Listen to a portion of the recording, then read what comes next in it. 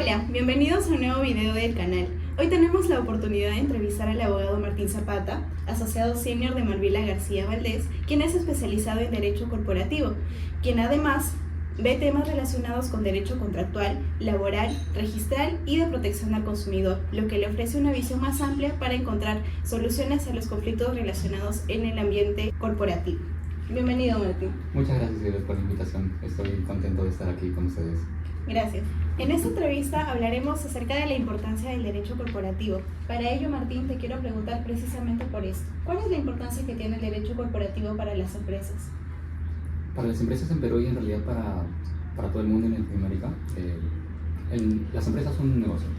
Y como un negocio tienen que regirse bajo las reglas de cada país. Entonces, el derecho corporativo en realidad lo que hace es ver que las empresas o los negocios cumplan con ciertos lineamientos para que no quebranten esas reglas que son las normas internas, de repente algunas normas internacionales que puedan aplicar dependiendo del caso.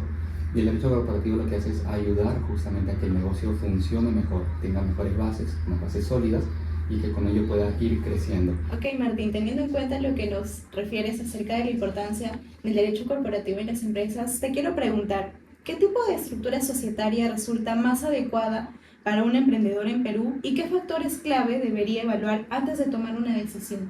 Ok, perfecto, gracias por la pregunta. En realidad en Perú la ley permite que las estructuras internas de las empresas ¿ya? Da una variedad de opciones. Por ejemplo, está la IRL, en el que es un único dueño, que también ese dueño puede ser el gerente, se le dice titular gerente. Y después de eso están las sociedades. Está la sociedad anónima cerrada, la sociedad anónima abierta, la sociedad comercial de responsabilidad limitada y otras más. Yo recomendaría que la SAC, que es la sociedad anónima cerrada, es la sociedad más fácil de utilizar por la practicidad que tiene en el mercado. Entre sus requisitos está que se requiera dos socios mínimo, como mínimo, y un máximo de 20. Eso permite que las sociedades anónimas cerradas puedan ser constituidas por un grupo de amigos, un grupo de familiares.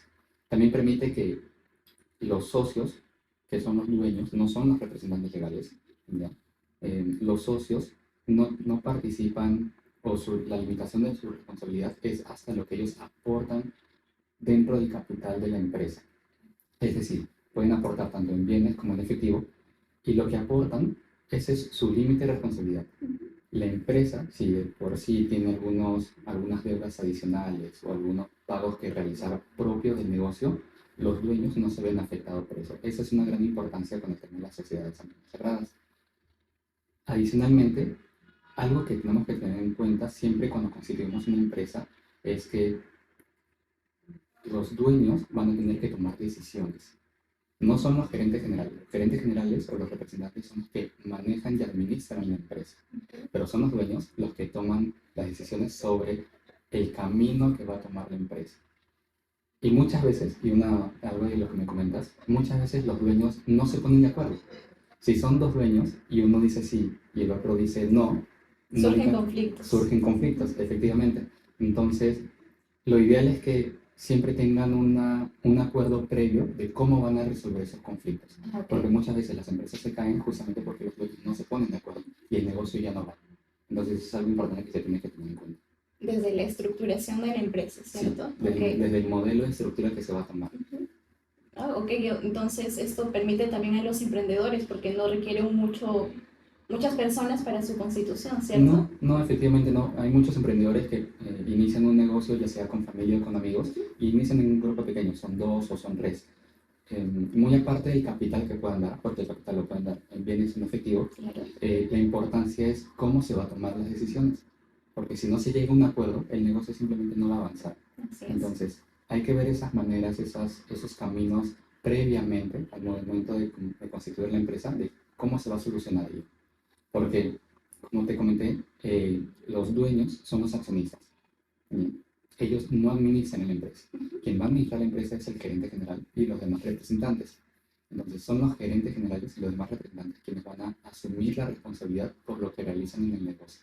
Okay. Pero quien toma las decisiones de la empresa a nivel macro son los dueños. Y si no se ponen de acuerdo, nada va a funcionar. ¿Y qué estrategias tú recomiendas para estos dueños o emprendedores que recién se están constituyendo para evitar conflictos en un futuro? Lo que podrían hacer es establecer desde un inicio acuerdos de accionistas, donde ellos pueden decir, ok, si llegado a un punto no nos ponemos de acuerdo en esta situación, vamos a tomar estos caminos, que podría ser ir a un tercero, ir a un árbitro, ir al Poder Judicial, claro que toma un tiempo más largo, Así es. o podría decir, vamos a darnos un tiempo, pensemos alternativas y volvemos a conversar. Entonces, esos acuerdos de accionistas pueden tomarse desde el inicio de la creación de la empresa, necesariamente. Y ahí no importa tanto cuánto es el porcentaje que cada accionista tenga sobre la empresa, sino lo que deciden en el acuerdo de cómo lo van a solucionar. Ah, ok. Solución en los tiempos de paz para que no solucionemos en los Sí, tiempos de guerra. tal cual, tal cual. Ok, Martín, una vez que los emprendedores, o bueno, cualquier persona que quiera formar una empresa ya tiene definida la estructura de su empresa precisamente, ¿cuáles son los pasos específicos y los requisitos legales que se deben cumplir para constituir su empresa en el Perú? Ok, primero lo que se tiene que hacer es reservar el nombre, porque en Perú no puede haber dos empresas que tengan el mismo nombre. Entonces, lo que se tiene que hacer es hacer un trámite en registros públicos, en la SUNAT, y solicitar una reserva de nombre. Ahí se puede dar hasta 5 alternativas de nombre para reservar. Una vez que se tenga el nombre reservado, por ejemplo, Martín Zapata Sac, de repente existe, pero Esa es la opción. esa es la opción, claro. O puedo dar Martín Zapata Díaz. Mientras haya una diferencia, se puede registrar con otro nombre que ya exista. Después de que se tenga el nombre, se tiene que ir con un abogado a preparar una minuta. En esa minuta se va a establecer los estatutos de la sociedad, es decir, las reglas bajo las cuales se va a seguir. Y con ello se va a ir a un notario. Y el notario lo que va a hacer es, ese documento lo va a tomar y lo va a formalizar en una escritura pública. Y ya con la escritura pública envía un parte a registros públicos y se inscribe. Es decir, se crea una partida de la empresa. Ya cuando tenga la empresa su partida, es decir, que ya existe, legalmente ya existe una empresa, una tercera persona que es la empresa Martín Zapata Sac, La persona jurídica. la persona jurídica tal cual. Ahora que ya existe la persona jurídica y tiene su número de partida, puede ir a SUNAT y en SUNAT obtener su número de RUC, que es justamente para fines tributarios. Y con ello ya puede generar su contabilidad, ya puede iniciar su negocio y todas las actividades que requiera. Ok, Martín, ese es el orden que deben seguir entonces cualquier empresario que quiera formar su empresa, ¿verdad? Sí. Registros públicos y luego SUNAT. Sí, primero notaría, registros perdón. públicos y después SUNAT. Ok. Sí. Martín, ¿y cómo puede hacer un extranjero para constituir una empresa en el Perú? Pasa que los extranjeros, cuando ingresan al Perú, usualmente lo hacen con una visa de turista. Con una visa de turista no puedes constituir una empresa, porque no estás permitido en Perú, ¿ya?, para firmar documentos privados, que justamente es el que necesitas para crear la empresa, ir a la notaría, firmar en la notaría y después acercarse a hacer los otros trámites. Entonces, un extranjero no puede crear una empresa en Perú, salvo que tenga una autorización por parte de Migraciones para que pueda firmar documentos privados, una visa de negocios, o salvo que cuente con un carnet de extranjería. Cuando un extranjero se encuentra en Perú y obtiene el carnet de extranjería, después de hacer el trámite de Migraciones, sí puede firmar cualquier documento privado, está autorizado.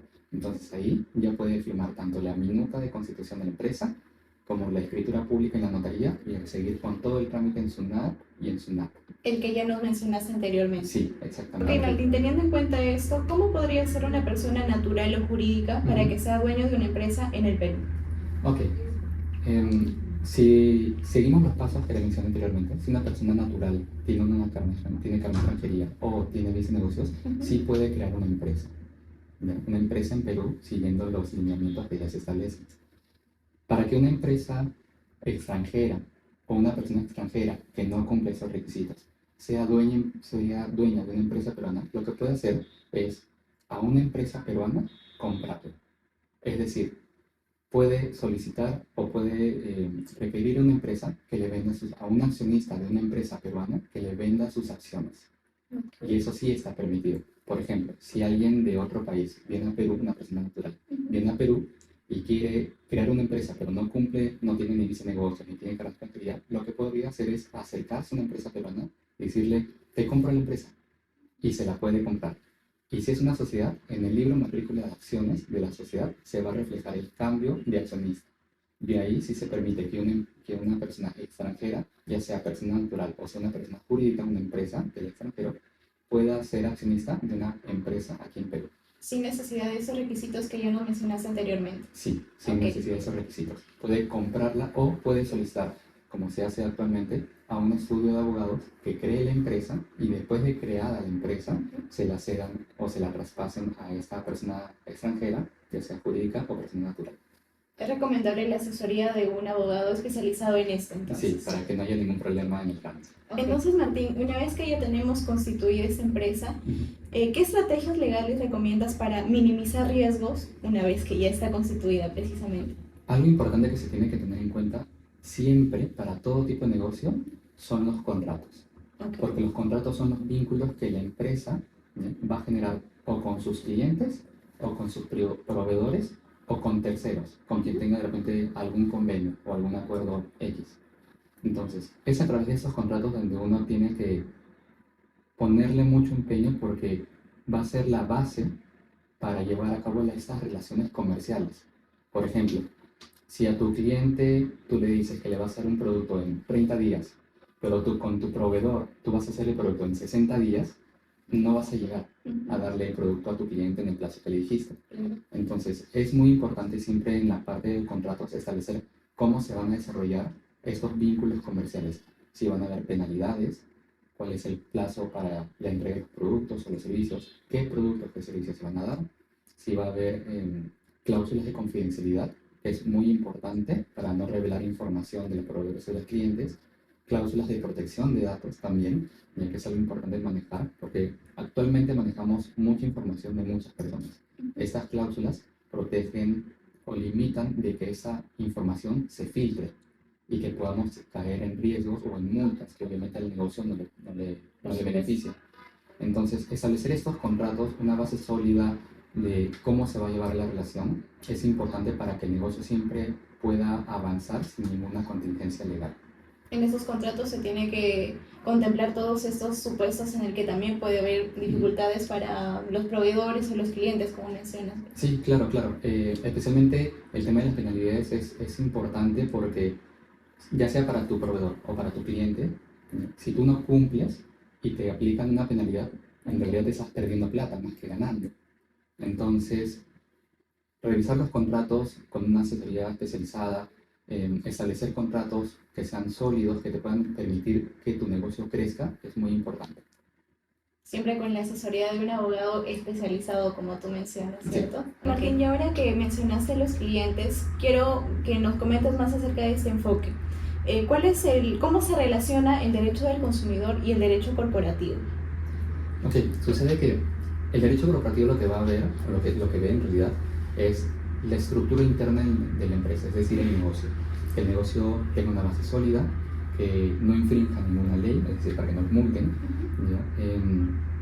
que pueda establecer un lineamiento, o que el negocio, mejor dicho, esté vinculado a una estrategia legal para que pueda crecer rápido y crecer bien, sin ninguna contingencia legal. El derecho corporativo, si te das cuenta, es un tema interno de la empresa. Claro. El derecho al consumidor lo que hace es proteger los derechos de los consumidores, por eso es un derecho a protección del consumidor. Entonces, esta vinculación es muy estrecha porque el negocio lo que siempre tiene que hacer es vender al consumidor, o sea, vender a sus clientes. Su destinatario final. Claro, el destinatario final y el consumidor. En estos casos, lo que se tiene que ver desde esta perspectiva es que el servicio o el producto que vaya a dar la empresa a los clientes siempre cumpla con los lineamientos del derecho al consumidor, que pueden ser que den la información de manera completa, que den la información en el tiempo o que den los productos o servicios de manera oportuna, tal y como se pactó, que cobren lo que corresponde, que no oculten información. Y justamente el derecho de protección al consumidor lo que busca es que las empresas den lo que dijeron que iban a dar. Claro. Entonces, hemos visto casos donde hay empresas que no tienen, por ejemplo, ni el letrero del libro de reclamaciones, ni siquiera tienen el libro de reclamaciones. Okay. Entonces son multas que ante una posible denuncia, Indecopi podría imponer a la empresa.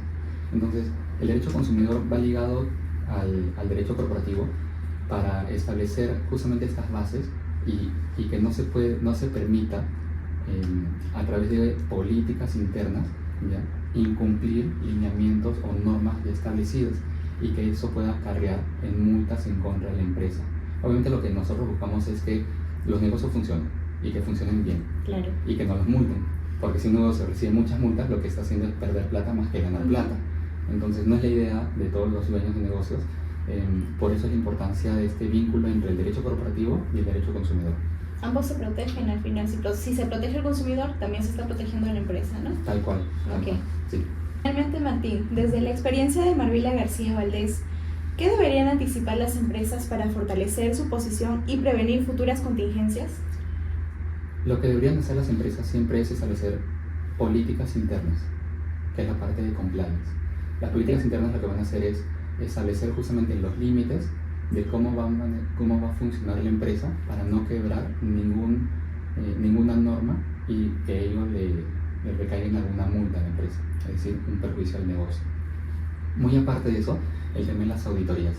Las empresas de forma constante, periódicamente, deben revisar sus procedimientos, revisar sus contratos, revisar si están cumpliendo la normativa laboral, que también podría traer multas a la empresa y pueden ser multas fuertes dependiendo de los casos que se den. Desde SUNAFIL, ¿cierto? Sí, desde SUNAFIL o Poder Judicial, porque un trabajador puede ir a SUNAFIL o puede ir al Poder Judicial. Entonces, en ambas situaciones, lo que va a terminar es en una multa a la empresa, y lo que se busca es que eso no suceda. Evitarlo. Sí, tal cual. Por eso establecer los lineamientos y cumplirlos, establecer los controles de auditoría. Muy aparte de eso, también se tiene que tener una comunicación interna y capacitaciones a los trabajadores necesariamente, porque muchas veces desde el área legal nosotros los abogados sabemos de las normas, claro, pero la operación del negocio no lo sabe, y son ellos los que justamente podrían incumplir esas normas y traer como consecuencia multas a la empresa. Entonces, en resumen, un control interno siempre es necesario, de todas las áreas, de las áreas laborales, de las áreas de protección al consumidor, de las áreas de propiedad intelectual, por ejemplo el tema de las marcas, la importancia, el tema de contratos. Una auditoría y un control sobre esto hace que el negocio siempre se mantenga sólido y no se incumpla ninguna norma, y por ende multas o indemnizaciones que tenga que pagar la empresa. En la prevención está la clave, entonces. Sí. Okay. En la prevención está la clave. Okay, de esta manera estamos finalizando la entrevista, Martín. Te agradezco mucho tu tiempo y poder venir a esclarecernos y darnos la importancia que tiene el derecho corporativo para las empresas ya constituidas y para las que están por constituirse. Te espero para una próxima entrevista y poder seguir hablando de este tema tan interesante. Muchas gracias a ustedes por la oportunidad de venir y explicarles sobre este tema que es muy importante y la relevancia que tiene en los negocios para que estos puedan crecer sin problema. Sin contingencias. Sin contingencias. Ok. Nos vemos en una próxima entrevista. Luego. Hasta pronto.